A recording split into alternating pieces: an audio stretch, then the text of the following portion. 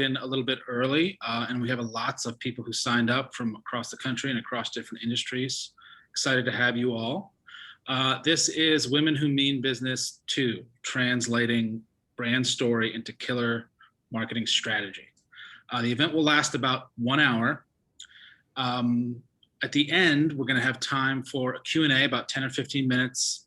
And at any point during the event, you can go to the Q&A at the bottom of your Zoom and type in a question. I will be the only one who has access to that. If you have any questions for the host or the three panelists today, feel free to type in a question at any time. This event will also be recorded, and it will be sent out to our subscribers, posted on our site, posted on social media and our YouTube channel. If you'd like to sign up for our weekly newsletter, please do so at toprightpartners.com.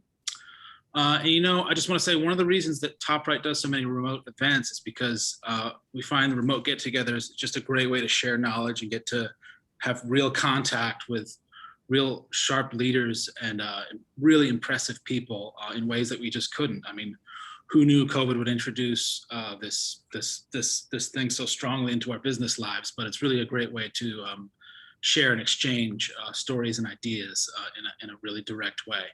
And that's why today we're so especially excited to have these three phenomenal leaders across a number of compelling and important industries. Let me just introduce them to you, and then the moderator, and then we can get started. I'll hand it over to Natalie Ross. In the first place, we have Tricia Melton. She is Chief Marketing Officer for Kids, Young Adults, and Classics at Warner Brothers. Also has years of experience at Turner. Up next, we have Jennifer Lemming. She is Senior Vice President of Marketing at LexisNexis Risk Solutions and has years of experience in B2B and B2C marketing for Aflac, Yahoo, and other prominent brands. And then Jackie Yeaney is Executive Vice President at Tableau, a Salesforce company. Formerly, she was CMO at Ellucian. And then we have, of course, our moderator, the great Natalie Ross. She's been a TopRight partner for over a year now. And she also has experience at two of the world's most prominent branding firms, Interbrand and Landor, where she worked with Coke, Delta, SunTrust, UPS, Cartoon Network, Visa, and so many others. During her 6-year engagement with Visa, she built the first product architecture and nomenclature strategy for Visa's worldwide business. So we're very happy to have her and very happy to have all of the panelists today. And with that, I'm going to hand it off to Natalie Ross. Thank you, Tyson. Thank you very much for that very kind introduction. Good afternoon, everyone. Thank you for joining us for our second in the Women Who Mean Business series. Today, we're going to be talking about marketing strategy, and specifically, how do we translate brand story into killer marketing strategy? I am so proud and honored to be sharing the virtual screen with these three powerhouse marketers. As Tyson mentioned, Tricia, Jackie, and Jennifer. If you have questions, please raise your hand. Please feel free. We want this to be interactive. We want this to be a dialogue, not a monologue. And thank you for taking the time. And ladies, thanks again for imparting your wisdom with us. I'm going to spend a minute just introducing each of you, and I'd love for you to spend maybe 30 seconds or a minute talking about what you've been up to. So Tricia, congratulations on the new role. What an interesting and exciting time and an interesting opportunity to be in media. What have you been up to? What haven't you been up to is more of the question. But what have you been doing since you started the last year and a half? Yeah, I think it's an understatement to say it's an interesting time to be in the media space right now. So I've been in this new role with actually a new division. The division that I'm in is honestly a relatively new division that has been put together, and I've been working feverishly on building out, assessing, repositioning our kids and family business under the brand of Cartoon Network, and expanding that brand. I've been also working on Adult Swim and really looking at how we continue to bring Rick and Morty, which is a powerhouse global hit, and truly transform that into a thriving franchise business across the globe. And then I've also been working on TCM and looking at that brand through the lens of sort of a culture brand evaluation. And it's great because all three of these brands are truly passion brands. They have strong deep, passionate fan bases. So, when I walked in a year ago, it's like, oh my God, I'm a kid in a candy store. Doesn't get much better than having these three great brands with serving very different audiences. So that's a little bit. That's really interesting, and we're fascinated to talk to you as a marketer. You're targeting such different people. You've got kids, you've got young adults, you've got middle-aged people, and then you've got the TCMers that can range all the way, up into a senior citizen. So we're interested and excited to talk to you about how you create marketing strategies across all of those different life cycles. So thank you for that. Sure. Jennifer, yeah. everything that's going on in security, everything that's going on in risk, what keeps you up at night? What's the one or two things that when you're putting your head on your pillow keeps popping up? Well, there's certainly always something new that we're trying to solve for. And we've had a busy couple of years during the pandemic. We are really growing rapidly because there is so much going on through acquiring new companies and new solutions that help us prevent those fraudsters and offer new solutions around compliance for our customers and prospects. So it's an interesting space. Almost unfortunately, it's an interesting space that's high growth and really challenging to stay ahead of it. And from a brand standpoint, it's really interesting to pull all these company brands and companies together into one and figuring out how that value proposition and the unique selling proposition evolves as we bring all those together. So it's been a busy last couple of years as we purchased, we just recently closed on True Narrative. We purchased Email Age and IDA, which is ID Analytics. And then we also merged with the sister company of ours, Acuity, which had Banker's Almanac and Furcosoft. So a lot of really strong brands coming into the mix for us. That's great, thank you. And Jackie, my question for you to kick this off, how do you integrate two companies during a pandemic? It's hard enough when it's business as usual. How do you integrate? How do you bring two cultures together? How do you bring two companies together when you're in the middle of a pandemic and everything is changing? And you want me to answer that succinctly, huh? Please. Yeah, and for those of you that don't know, Tableau is an analytics platform, and Salesforce bought our company about 2 years ago. I joined right about then, so I knew what I was getting into, and Salesforce. Of all the big software companies, a wonderful set of values and truly trying to make a difference in the world. So it's been wonderful to be a part of that family. But yes, it's difficult from a culture and a brand point of view. And we focus on Tableau being the analytics brand of Salesforce. Kind of that's the mission we're on. And I guess I don't know about during a pandemic or not. Yes, everything's been difficult during during the pandemic. But we go to market, Tableau is Tableau and Tableau is part of Salesforce because we need both to drive the growth of business. So that's what makes it complicated. Yep. And over time that will shift, but it's going to be a couple years, I think. That's great. Thank you for that. And congratulations on that role and the multiple hats that you're wearing as you've evolved and as you've merged these two companies. So I'd like to open up now the program and really talk about marketing and marketing strategy and what makes a killer marketing strategy. So anybody can answer this question, but why does marketing strategy matter? If you have a brilliant story, why isn't it enough? Why do you need that strategy if you've spent all of this time, all of this data, all of the analytics, all of the research, all the positioning to come up with this brilliant story? Why does the strategy matter? I'll start maybe. Well, you only have so many resources, number one, and you want the market to hear what you're saying. And so as I've moved, I've been a CMO for way too many years now, but you can't just have all random acts of marketing going on around the world. And that is what will happen. And so to have a clear strategy of your goals and I call it, your big rocks and what you're really trying to get done so that your team can be making, more informed decisions on the campaigns and programs that they're designing and executing, I think there's other than the brand story, there's nothing more important. Yeah, I will jump in and agree. I was just thinking, without strategy, you're just throwing spaghetti against the wall, right? I mean, it can be great spaghetti, but you're still throwing it against the wall if you don't have a strategy and a focus, and clear objectives and alignment for your team, right? Jennifer, would you like to add anything?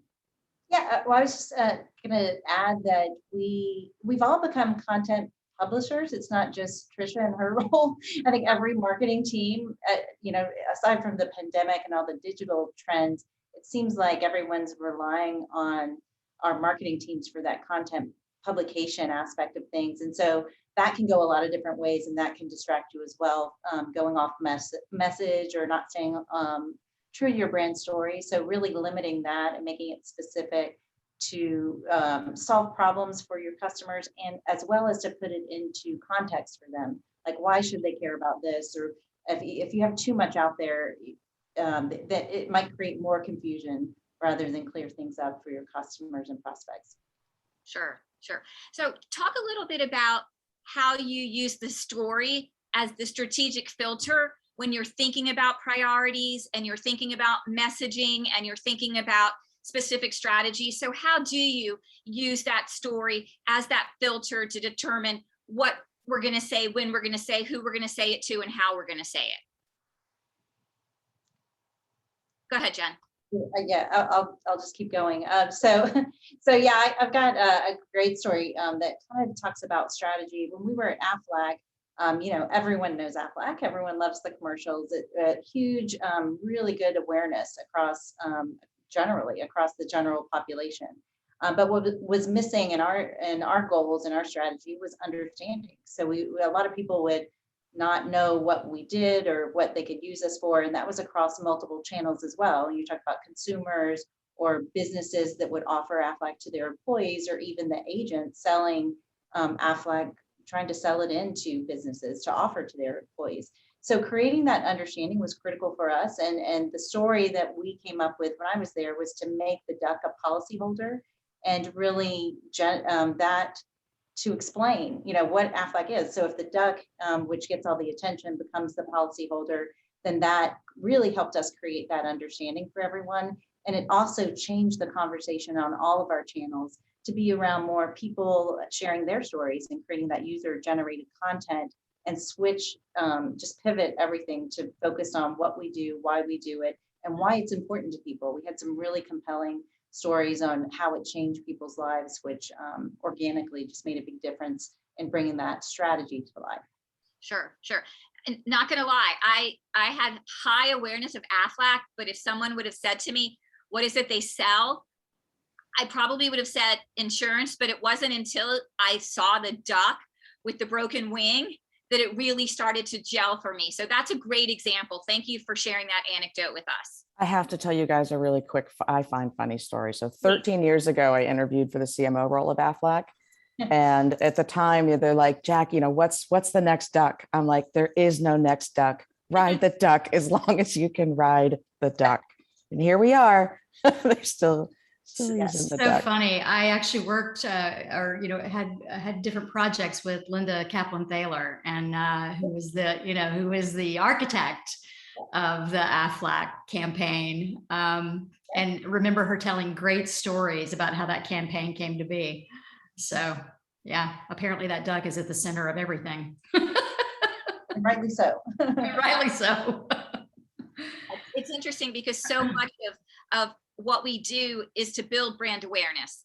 And here, the challenge was almost 180 degrees, where we had great awareness, but how did we bring understanding? How did we bring relevance? How did we really translate that awareness across all of the different channels? Because I imagine that there must have been so much conflict within the channel and disintermediation.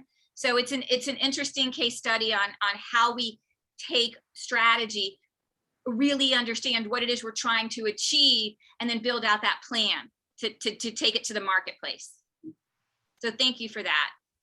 Jackie, Tricia, anything you guys want to talk about strategic filters when we think about using the brand story as a strategic filter for the marketing strategy? I know you were talking about Rick and Morty. Tricia, talk a little bit about, how because your world is unlimited. I mean, when we think about Adult Swim, when we think about Cartoon Network, when we think about the content that you're pushing out, it's almost what couldn't you do, or what can't you do? Well, so, you're right. I mean, it's an embarrassment of riches, but even more important that you have to have focus and a clear understanding of, your strategy and your strategic filters, as you say. Let me talk about kids and family for a minute, because I think Cartoon Network is an interesting example. Cartoon Network is a great global brand. I mean, it has tremendous strength globally. Frankly, stronger in many places internationally than it even is in the US. But it had been really super serving a very specific segment of the audience, really boys in that kind of core 6 to 11 space, and completely super served well. But as we're moving into a world where, no longer do you want to be a singular linear network, our future and our growth opportunity is in streaming. And so we had to look at how do we expand that brand into more audiences? How do we elasticize the brand? So that was one of the first things that, with my team that I worked on, was identifying what are the opportunities that, that with audiences that we've got this great brand that has really meaningful brand resonance, but we're really limited in who we're actually bringing to the party. So a lot of brand analysis, strategic work, but it was very clear to us that we needed to move into preschool. Preschool is from a viewing perspective, and just from a consumer products perspective, from a getting that fan base from a holistic perspective of bringing that fan in at a very young age, made all the sense in the world, and we weren't playing in the space at all.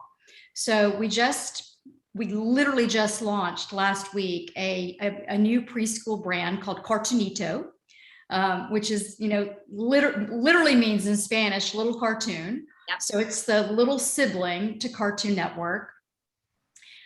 We believe that we found a very modern, fresh way to bring a new preschool brand to life in this space. And it's truly a brand. It's a brand that will live on HBO Max. It's a brand that lives on YouTube. It will be a global brand as we continue to roll it out through the next 12 months across all of our regions. So, I think that's a good example of having a brand story that matters. Mm-hmm. We were, from a Cartoon Network perspective, we were very highly perceived as a modern, innovative brand with a lot of heart and funny. But heart and humor are table stakes for a kids brand. Name me a kids brand that doesn't have heart and humor. Sure. So, we had to dig a little deeper to really kind of zero in on what's a more ownable aspect of the brand story that can be broadened across multiple audiences. And where we really leaned into the strategic filters are really built around identity and inclusion, because we believe that kids, that people of all ages should feel comfortable in their own skin, and that everybody should be able to march to the beat of their own drum. And that's kind of the internal brand essence, is bang your own drum. And that can extend from preschool all the way up to family. Yeah. So that was a long answer to a relatively short question, but there you go. No, that's truly appreciated. And it's a great example of how we stretch a brand and how we then take the strategy to communicate that stretch to the marketplace. So that's more than succinct. Thank you for that. Jackie, I want to talk about strategic filter, but I also want to talk about it in the context of corporate strategy. So we like to say that the brand strategy is really the external communication of the internal corporate strategy. So how do you, as a marketer, influence the corporate strategy? Because ultimately, what you're going to be doing as a marketer needs to align with that corporate strategy. So how do you ensure that the corporate strategy is something that you as the CMO believe in and see the longevity and the future of it? So Jackie, can you talk a little bit about that? Yeah, and this is one of the core reasons I do what I do every day. I believe that your brand strategy and story and your marketing strategy have zero chance of succeeding unless the organization's company strategy is clear. So I do tend to obsess about that. And I wish more people started there. And yes, I think it's what is the mission of your company? What is the vision of your company? What does the world lose if your organization no longer exists? Which helps you get to the core of the, as Tricia was saying, the ownable aspect of your brand. Sure. And how are we going to get there? Now, when you ask, how do I do it? Sometimes I've owned it directly. Sometimes I just influence. Sometimes I do sort of, if I'm having a hard time at the organization level, I will craft a marketing strategy and then try to lift it into the company. But I do that first. Okay. As best I can. Does that help? I don't know.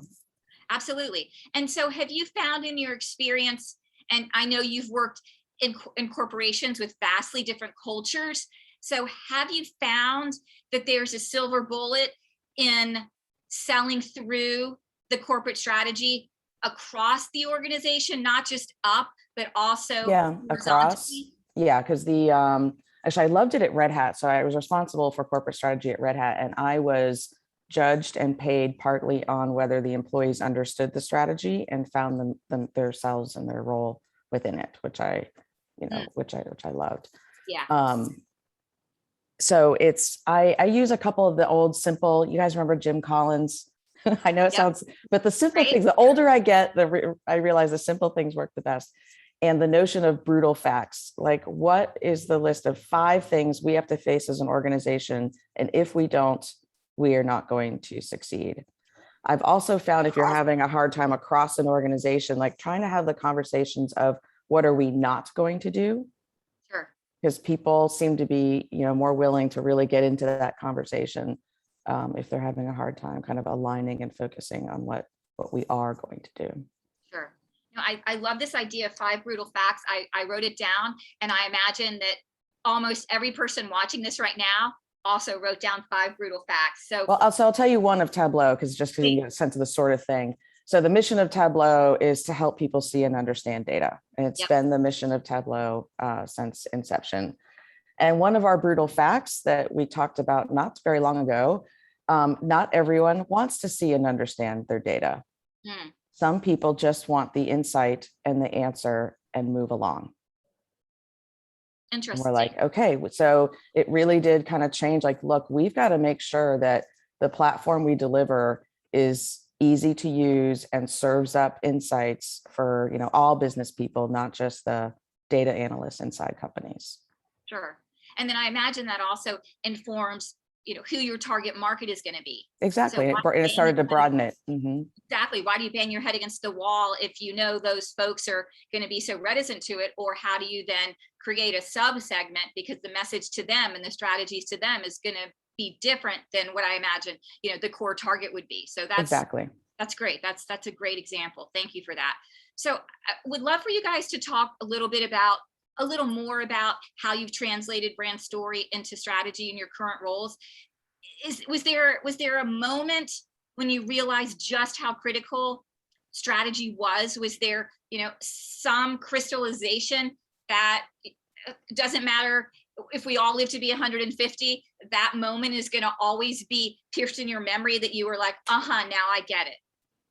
Jackie, you want to continue, or? I don't know. For me, it was years ago. And I guess, I don't know, just happenstance. I worked at the Boston Consulting Group before I ever had a marketing role. So my brain starts there. Sure. I remember I did marketing first at Delta Airlines. And, one of my first meetings was the agency, and they're showing their storyboards for this TV commercial. And it's like, Jackie, what do you think? I'm like, does it matter what I think? Like, I'm confused. What am I bouncing this against? So there's been no quote moment for me. And like, if you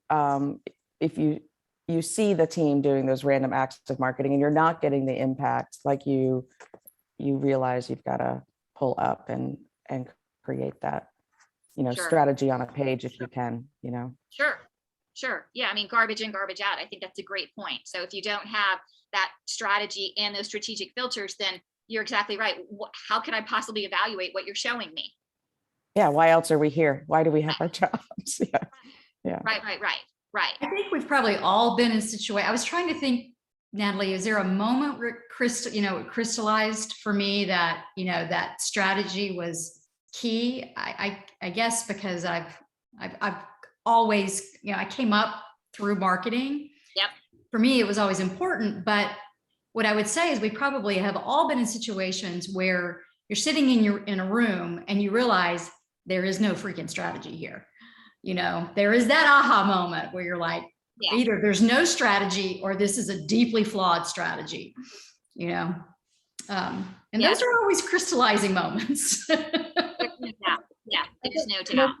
I think sometimes it's interesting too when marketing's the one going, wait, what are we trying? What are our goals here? What are we trying to achieve? And everyone kind of turns their, as marketers, we definitely want to understand the goals and make sure what we're doing is powerful and linking to that overall strategy. And I feel like sometimes the rest of the organization has, everyone's a marketer and everyone has their ideas of things they want to do. And so they come up with really fun ideas that are looking for a strategy.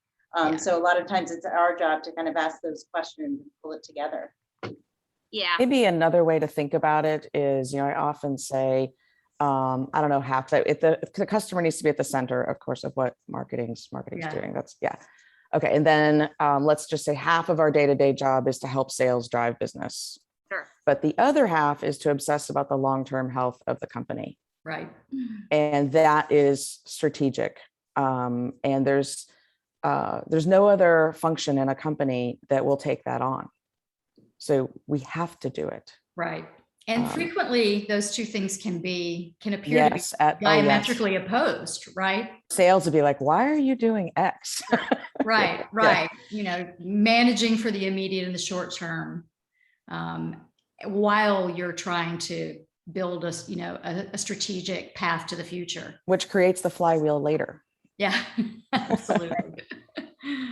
Exactly. So how do you balance the features and the functions and the benefits and that lower hanging fruit that oftentimes sales is looking for in sales sheets or spec sheets versus what you guys are also saying, that longer term brand, that higher order, that aspirational? How do you balance those two things when you're creating your marketing strategy?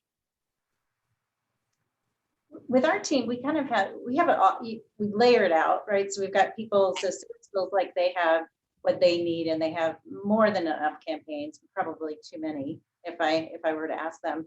But then also kind of layer that up to the higher level. So if we really, we are kind of shifting our approach. We've been very siloed in our approach, thinking about all of our different solutions. And this year, we're really trying to take more of a top-down approach to say, what's our mission and goal?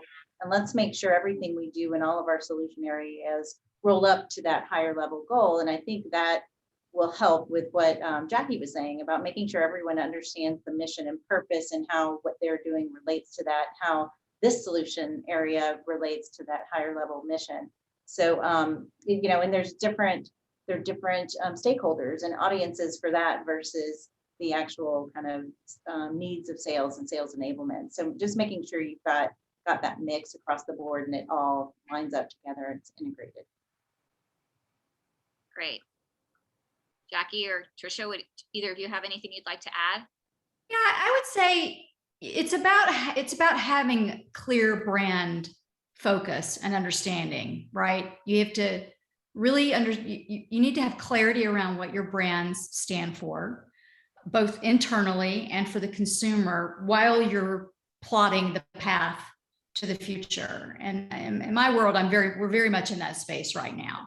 We're in this very transitional period of shifting from in the consumer shifting from a linear television habit to streaming. And part of my role, part of my job is making sure that we're future-proofing these brands to move and thrive into the streaming world. So you kind of had to kick the tires a little bit on the brand, themselves, what they stood for, make sure that we're positioned correctly for this change, for bringing in new audiences, as I just talked about. And I was lucky enough to be able to start with great brands, but to also have the opportunity to to tweak and pivot a little bit as we needed to for individual distinct brands to make sure we're positioned for continued growth, for continued health.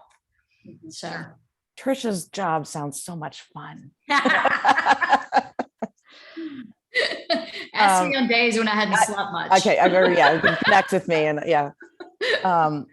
let me offer, I know there's lots of ways that we can articulate our marketing strategy. There's one simple, again, back to the simple point, framework I used at Red Hat, Ellucian, and Tableau, and I call it a house.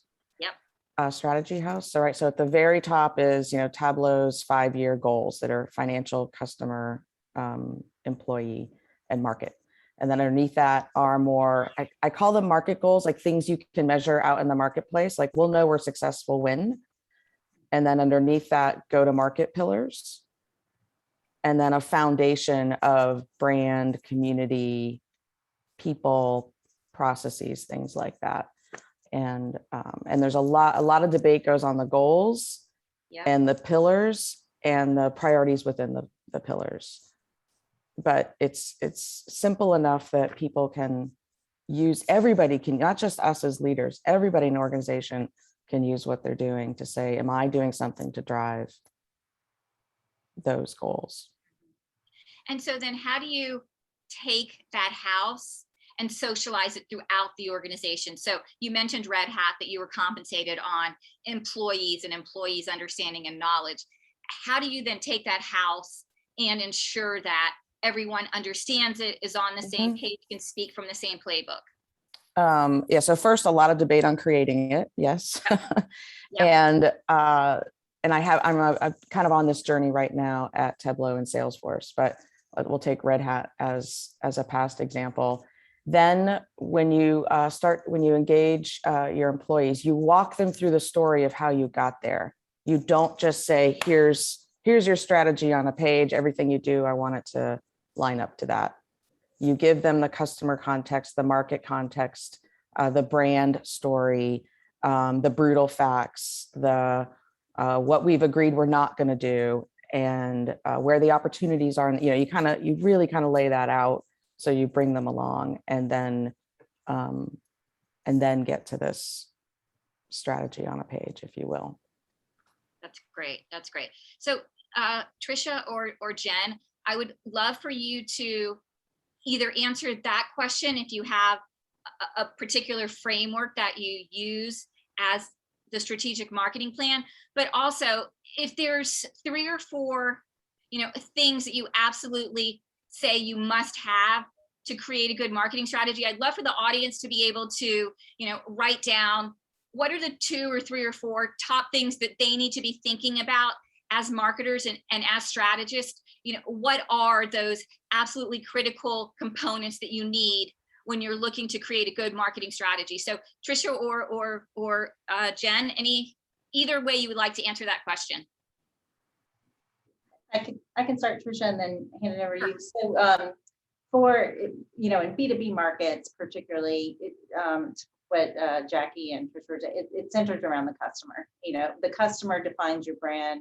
You really need to think about where they are. I think for us, a lot of times it does go back to the strategy, but it's understanding who you're selling to. A lot of times when you're in technology spaces, product teams and everyone gets excited about a new use case or a new widget they can build or something they can solve for. Is there an audience for that? What are we currently selling to them? And then how does this fit into our value prop? So really those questions I think are critical from a marketing standpoint. who is the target audience and how many other things are they buying from us? I think account-based marketing really is very critically important when you have these complex buying groups where you have influencers and buyers. So that's really the stage that we're at. We're trying to really nail that down because a lot of our solutions can be sold to the same influencers and buyers. So understanding everything that they could buy from us and how do we frame that up together, I think is critical. So a lot of times if you really don't understand who can benefit from your solution and what they're going to use it for, what's the need you're solving for, I think that's when things kind of start to go off the rails a little bit, and you might get lost in the shuffle or in your strategy and lose direction a little bit, and also confuse your base around what you actually do. So it's interesting. Yes, absolutely. Put the customer at the center. The thing that's interesting about your business is you almost have internal customers and external customers based on the distribution. So can you talk a little bit about how you manage the multiple customers that you have given the channel strategies that you guys undertake? Yeah, so it's interesting, like at Aflac, we had different channels. We had a B2B channel, we had agent channels, and you had consumer. So it was a little bit broader a mix. At LexisNexis Risk Solutions, it's really mostly B2B, and we do have alliance and channel partners, and there's a lot of co-opetition in the space as well. So a lot of times our competition is also a partner at times, or we work together in so many different ways. So there is potential for a lot of conflict there. So again, this goes back to understanding your strategy, what you're trying to achieve, and your channel strategy.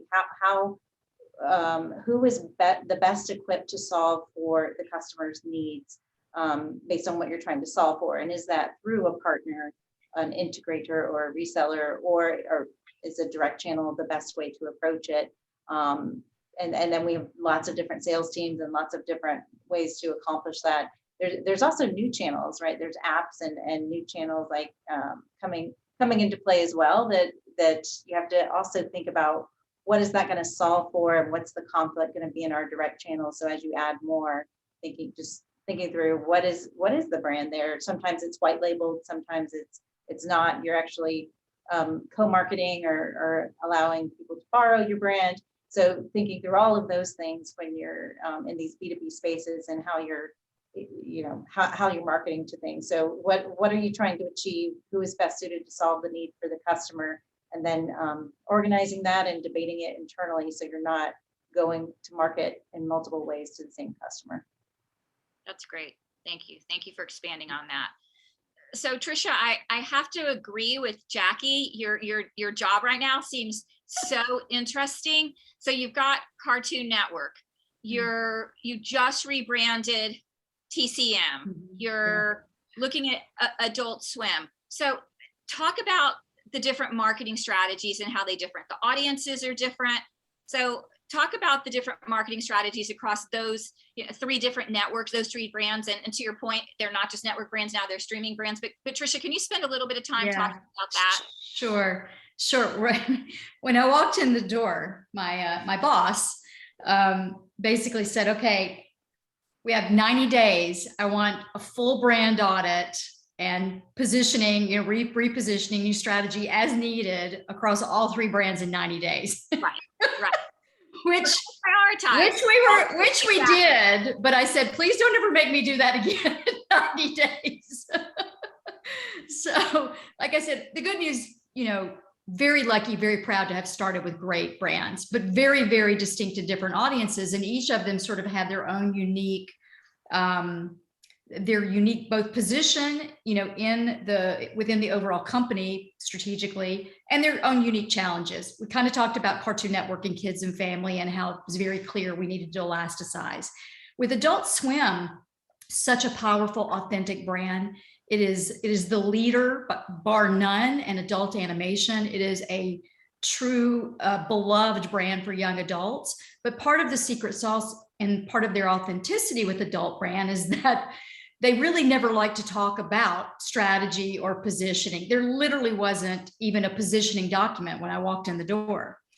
And part of that was because of the way that Adult Swim sort of was birthed within the Turner organization and had really charismatic, dynamic, visionary leadership that helped move it to where it is and created a very distinct culture.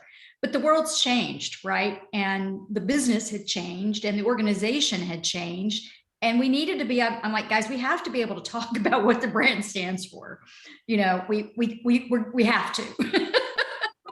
So that was a bit of an art and a negotiation, as you can imagine, to be able to literally find the right words that tapped into the essence of what makes Adult Swim so unique and so great, but in a way that felt authentic and not suddenly corporate brand speak, for that.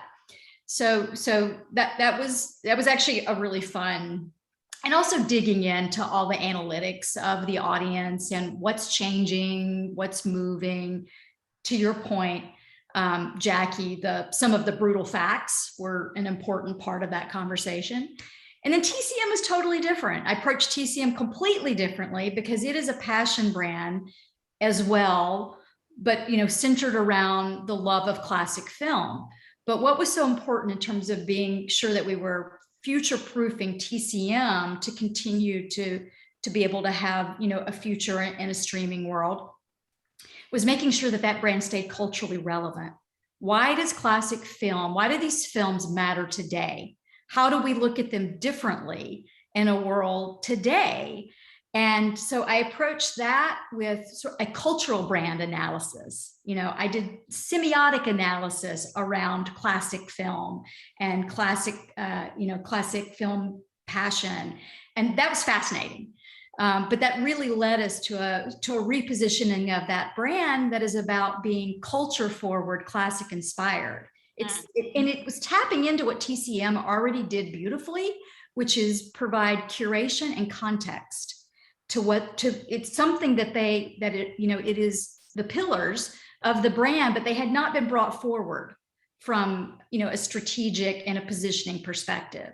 So that was some of the fun work that I got to do there. And that's I'm excited about how that has turned out. We literally just on September 1st, we flipped the switch on a rebrand and a new tagline, and it's going really well. That's great. So you talk about change, and I feel like there's this almost paradox of change where it's constant and we have to stay ahead of it, but it's also hard. Consumers don't want change, customers don't want change. How do we manage the rub between that paradox, knowing that change is hard, but knowing exactly what you're talking about with TCM, that we need to stay relevant and we need to be meaningful and we need to evolve as the market and as our customers need us to evolve. So can you talk a little bit about that paradox? Is that one for me? Sure. Yeah. Yeah, and by the way, it's not just customers.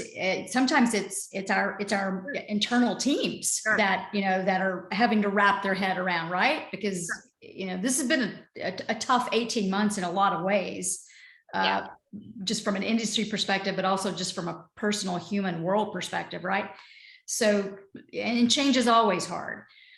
So I do think it goes back to what is the mission at large? What are we trying to do differently? What is the strategy behind it?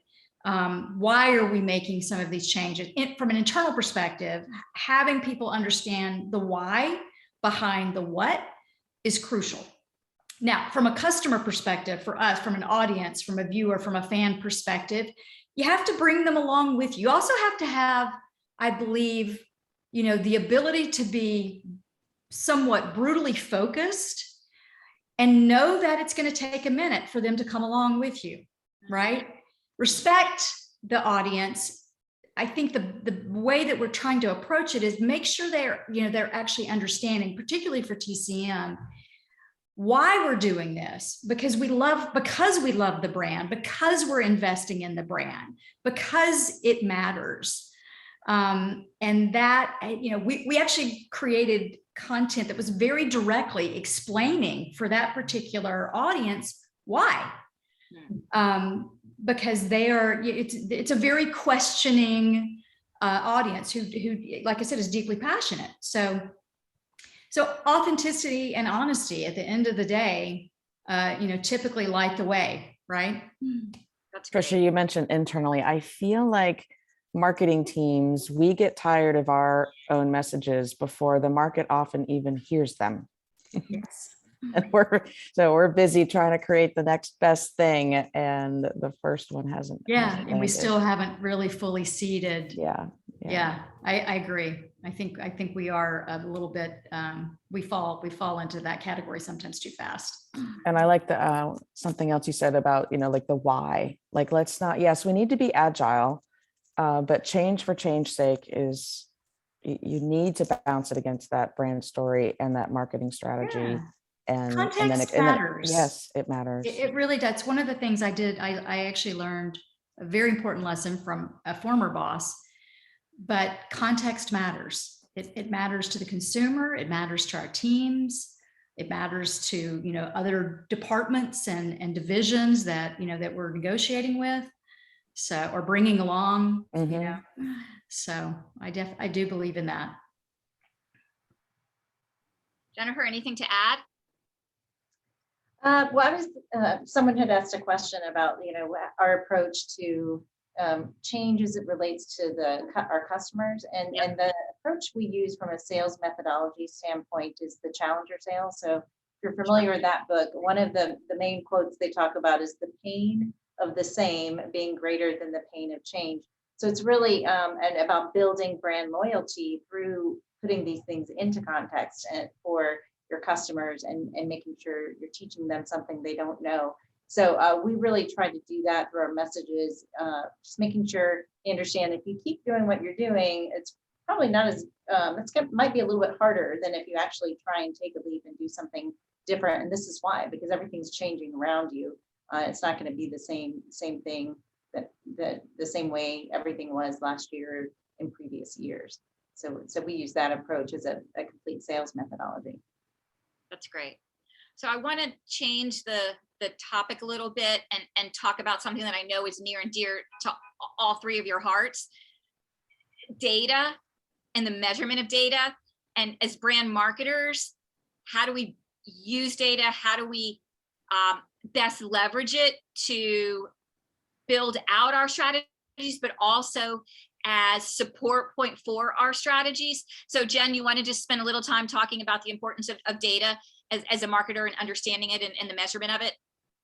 Yeah, absolutely. Especially I just think about our situation where we're looking at even acquisition of companies and looking at the equity of their brands.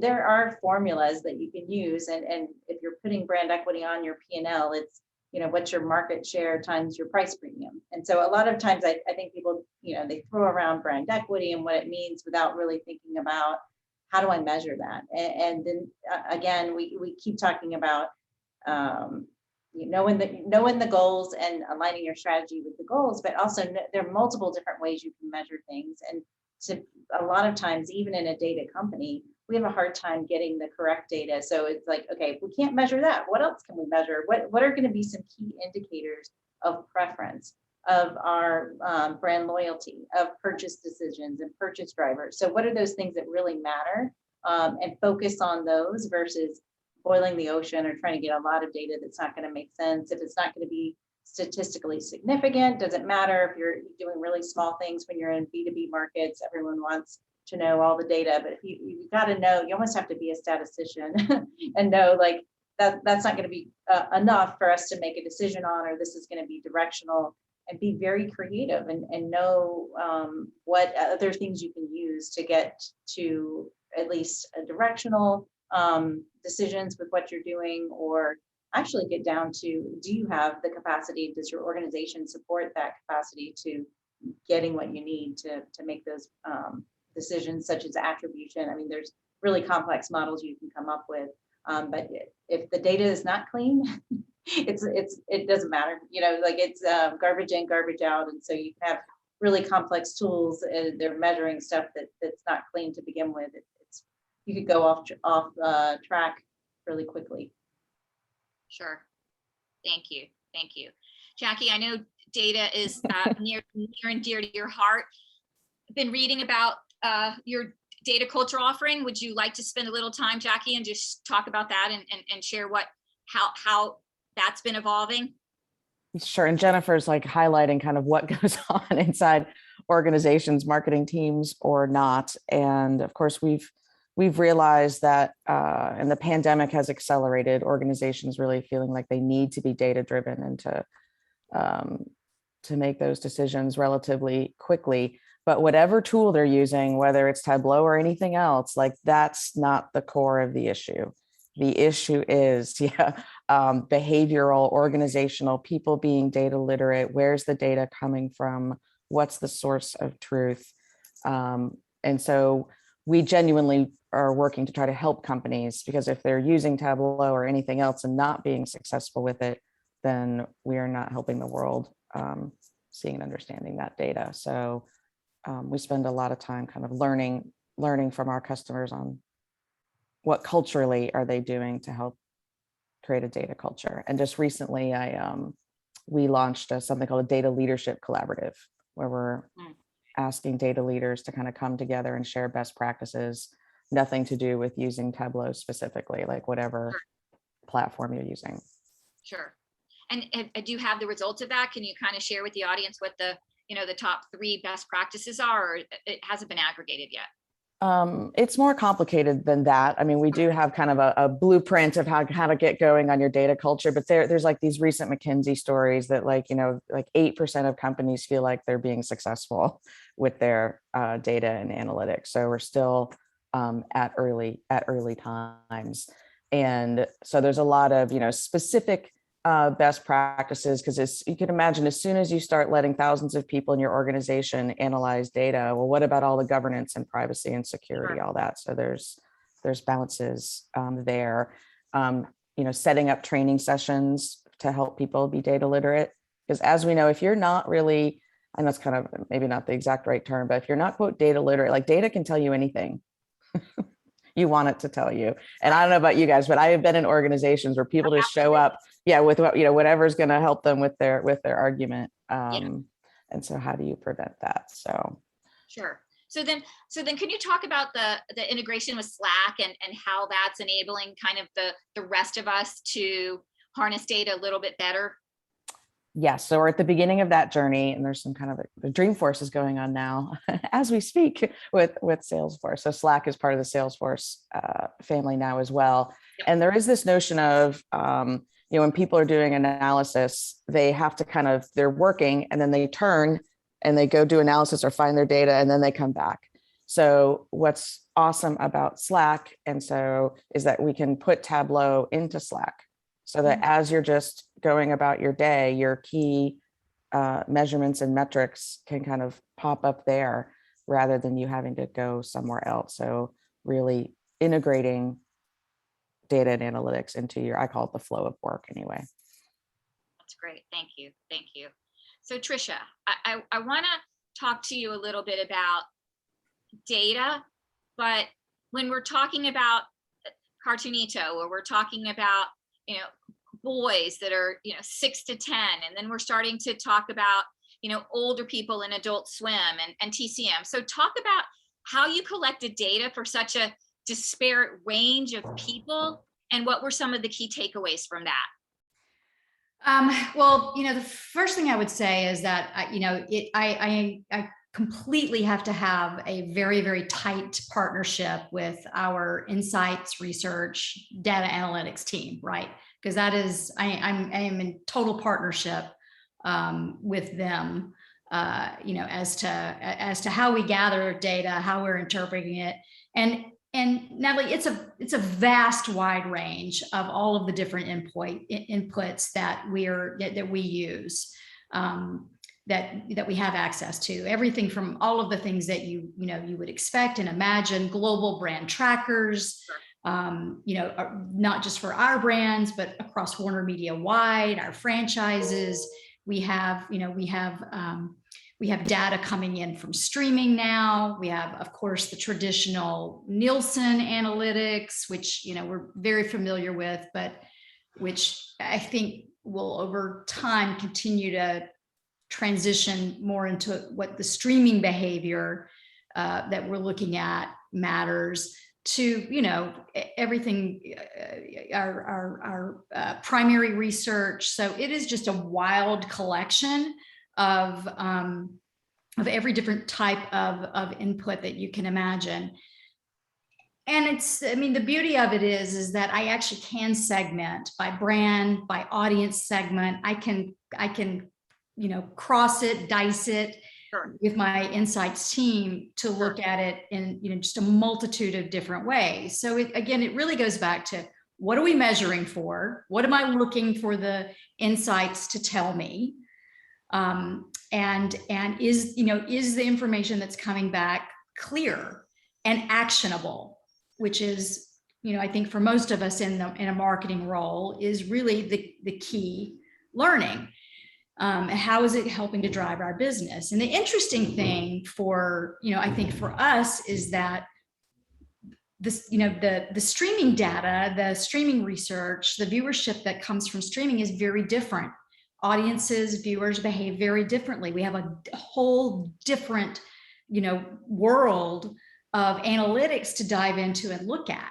And so that's been, you know, that's been a sort of a transition even within the team to understand what that data means, and to learn, quite frankly, as fast as we can, as we're kind of pivoting from traditional linear into, you know, into the streaming world. So yeah. Great, thank you. So you talk about pivoting. So we can't not address the elephant in the room, the pandemic, COVID. So can the three of you talk a little bit about how COVID has affected your marketing strategies? And also, what were your, really, for the audience, I know they'd love to hear, like, what were your key takeaways? What were your key learnings? What did the last 18 months, what did it really illuminate for you as marketers? Tricia, you want to just continue on? Yeah, sure. That's a big question. Look, very just tactically and pragmatically, you know, in some ways, it really stripped down your, you know, your marketing strategy and what your accompanying tactics were to fulfill that. You really got laser focused, because all of a sudden there were, within my business, there was a multitude of things that we really leaned on and relied on as a core part of our go-to-market plans that we just couldn't activate anymore. Anything in the real world, right?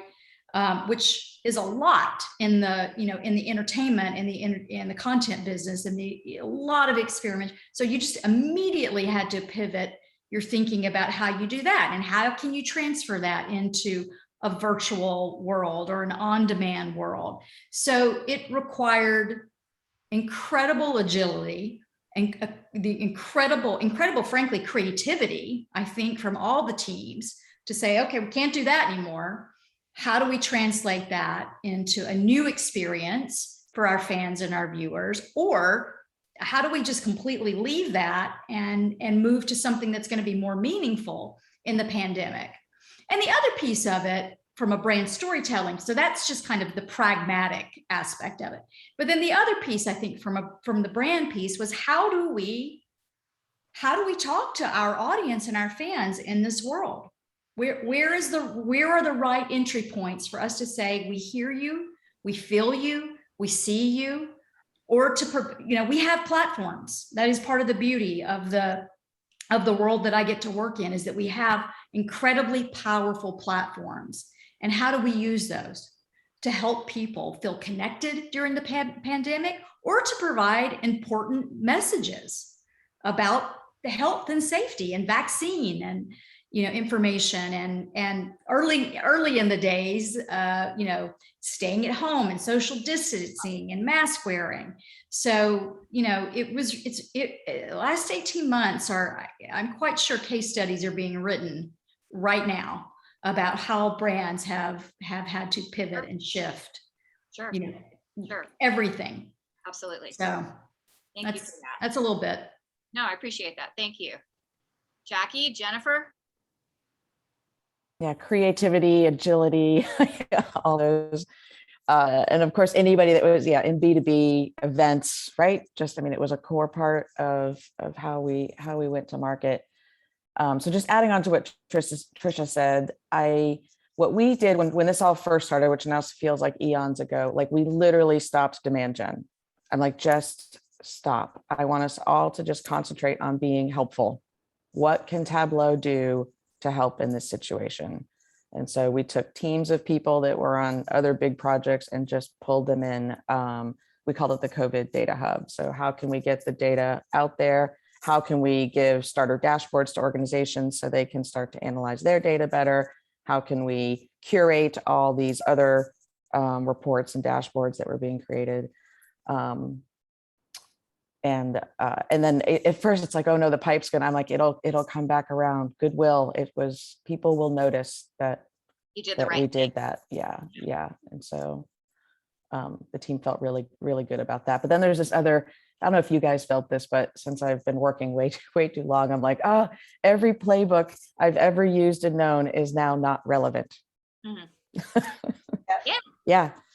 We've never, when I would have a bad day, I'd have to center myself and remind myself, I've never been through a global pandemic before. Yeah. So nobody had. There was So no playbook, right. The biggest lesson for me is the notion is like, when all else fails, go back to your values as an organization, and that will help guide you. That's great. Thank you for that. Thank you for that. Jennifer? Yeah, I think I agree with everything Tricia and Jackie were saying. We did a lot of that. I would summarize it by, it was agility. Like, hey, we usually have an annual plan. Okay, that went away completely. And it wasn't just, okay, let's pivot to digital for everything. You had to think about, to Jackie's point, like, what's the tone of everything we're doing? Like the campaigns we had in place were tone deaf in the market. Like, you got to change everything. It's not just, let's put it online. And then when you got everything online, that's where everyone else was as well. And there's a lot of webinar fatigue. And so figuring out what do we do that's different? How can we break through with customers? And really talking to sales and figuring out sales enablement for them. What does that look like now? Because it's not, the sales interactions are not what they were before. So we did a couple of things, which was really like, okay, if they can't attend a webinar, let's do a promotional toolkit around that has just the highlights from the webinar. So a salesperson can take that to a meeting with customers and use it in conversation. Tested some of that stuff out. We're also looking for, like, what we call them, like non-salesy ways for our teams to interact with customers, to talk about the topics and do roundtable discussions, or even a benefit toward a nonprofit or something like that, where we're talking about the topics, or book club type thing, talking about the topics, but not really making it a sales environment, a hard sales environment, more of that connect, still keeping with the content and what you're trying to achieve, but trying to solve, like Jackie was saying, how do we help our customers solve some of their problems through what we do? So, here's some stats on what's going on in the marketplace and what are you seeing, and having those conversations more than anything. But it was a challenge. I feel like we were not prepared, and we're better prepared. We're still figuring it out, because what do we do for next year? It's like, is it going to be hybrid? Is it going to be in person? We still don't even know. Right. I feel like we all had to be more agile and kind of like, I plan quarter by quarter almost, like, what are the big things we're going to do, but things could change. So we, just building in a lot of that agility, which I think it works now that everyone's at home and primarily working, still working at home. But once people start going back into the office and commuting more, and they lose a lot of, we're going to lose a lot of efficiency. So I feel like that's something we have to plan for as well. We're not going to be able to, sit in the office, like that as much time when you start adding the changes that will be happening as we come out of this. Thinking through that as well. That's great. Thank you. So I want to just read a few questions from the audience and bring those in. So this one is for, it says Jackie, but any of you can answer it. And Jennifer, maybe you go last because you're the most intimate with this, but Jackie, how do you know when brand strategy can no longer ride the duck? Okay, we should let Jennifer answer. I don't know, probably, but it's back to our points that we get tired way before the market does. So that's one. The other thing I will say is when you find one of these icons, it's magical, and there is no formula to create them. As you know, Tricia was saying, she kind of knows the story. I mean, it's a story. It's a story because it's not, you can't replicate it, even though people try. So I would say you're going to wonder before the market is. Sure. But I don't know how you would exactly know when, but I've never had a magic character, so. I think if you look at just like what Chick-fil-A has done with their marketing, I think that's a good example of pivoting away from the cows. So, you know, what Chick-fil-A, and I don't have any affiliation with them, just looking at their advertising and what I've seen out there, they're talking about the experience. So if you think about what they've done during the pandemic, they've focused on their customer service, their values, exactly what we've been talking about, and moved away from just being this fun cow, you know, cow symbol and, you know, all the fun stuff that goes along with that. So I think that's a good example of how they pivoted away. They haven't lost it, but they've added more. And you do it slowly, I guess, is the other, no need to do it abruptly. And what's the goal? What are you trying to achieve by that? It's what you have in place working. If it's working, keep going. If you're trying to go beyond that, have a reason to change. I fully believe Chick-fil-A should have been in charge of vaccine rollout. It would have gone incredibly smoothly. I've never seen an organization that knows how to manage the align the way, except possibly Disney. Those two organizations should have been in charge of vaccine rollout. Anything, Tricia, you want to add about when you are done riding the duck? Because it's interesting, to your point. I mean, you've got these great brands, and it's not necessarily when do you stop riding them, but how do you expand them? Yeah, that's what it is for me. It's not about when you quit riding them. It is about how are they still relevant and strong as brands today, and then what do you need? You know, what needs renovating? So Sure. if we go back to the house, metaphor, it's more about what needs renovating as opposed to, this is a tear down. So. Yeah, that's a great metaphor. Yeah, that's a great metaphor. Here's another question from the audience. Can you talk about the intersection of marketing strategy with strategies from other divisions? How do you work with other divisions to complement strategy? And when divisional strategies don't accord, how do you find compromise? I know none of us have ever been in a meeting where someone challenged our strategies. So we can pretend to think about how we would do it, because I'm sure we've never had to do that before. But how do you deal with divisions when not everyone's aligned, to that why? Who wants to take that one? I know. Well, one aspect or tactic, I guess I did, and it was last year, is, so it wasn't clear. And I'm like, I can't, as marketing for Tableau, I cannot do all these things. It's not possible. You don't want me to decide.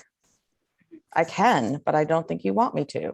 So that's how I started to pull it up to the Tableau level. And let's have the conversation up here so that when you are starting to create your divisional or functional strategies and priorities, that they aren't misaligned as misaligned, at least at the highest level. Thank you. But yes, there's always compromises, right? Always. Especially in marketing. Are you kidding? Yeah, absolutely. Well, to me, it's like finding that common goal. Like, what can we agree on? And that's where we've been talking about the customer so much. That's where I feel like everyone goes, yes, we want to do the right thing for the customer. We want them to have success and a great experience. So how do we align everything we're doing to whatever that common goal, but that's where we're taking it this year, is like, how do we align around this experience? And then, is this in conflict? If we want to do this, is it in conflict with what we're trying to achieve? And that could be because there's too much volume of activity, could be the reason why that's in conflict with that experience. But having that common goal that you can align the stakeholders on is a good place to start the conversation. Yeah, I would add that, you know, sometimes it's as simple as education, right? It's as simple as having people understand the data, the insights, you know, the business story, the strategy, and making sure that, you know, there's alignment, you know, within the other divisions on why this is important, or what part of the business is this serving, that's key to the overall organization goals. So did a lot of that this year. Yes, no doubt. So we have a few minutes left. And what I'd love for each of you to do is, if you could share either the best piece of advice you were ever given, or the best piece of advice you have ever received regarding marketing strategy, so that the audience can take away, you know, what is that one thing from each of you. I would love to close out the webinar that way.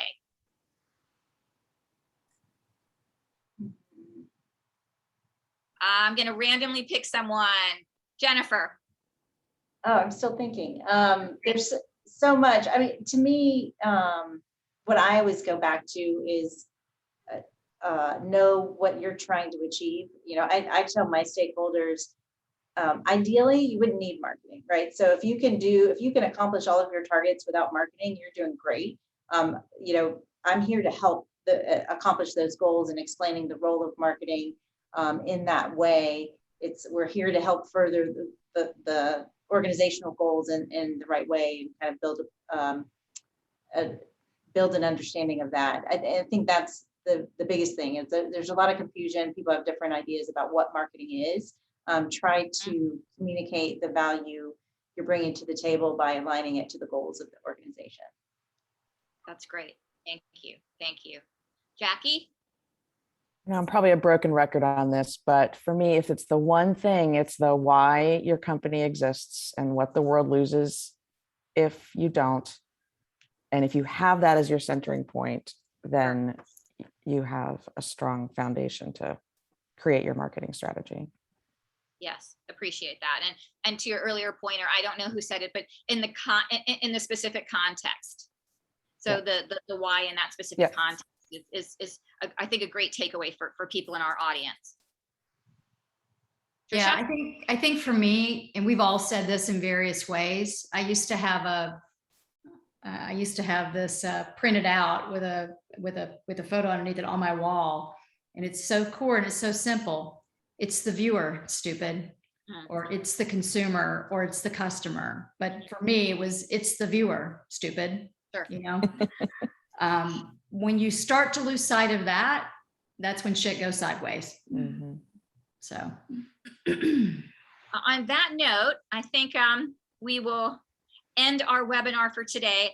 I want to thank you again, ladies. I know that we all learned something today, and I know that we will have less shit going sideways based on the learnings from the three of you today and the wisdom that you have imparted for myself and our audience. So thank you very much. Have a lovely afternoon, and it was lovely to see you all.